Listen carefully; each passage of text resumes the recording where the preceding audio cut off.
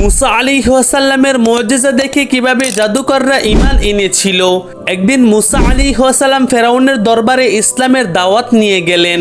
তখন মুসা আলাইহিস সালাম ফেরাউনকে বললেন, তোমরা এক আল্লাহর প্রতি ঈমান আনো এবং আল্লাহকে বিশ্বাস করো। তখন ফেরাউন রেগে গিয়ে বলল, তুমি যে নবী তার প্রমাণ কি?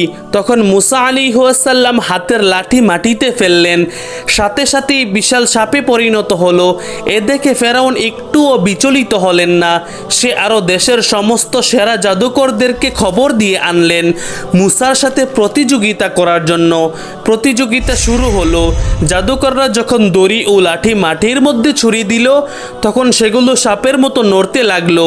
এ দেখে মানুষ অবাক হয়ে গেল। তারপর মুসা আলাইহিস সালাম নিজের হাতের লাঠি মাটিতে ফেললেন, সাথে সাথেই এক বিশাল সাপে রূপান্তরিত হয়ে জাদুকরদের জাদু সাপ খেয়ে ফেলল।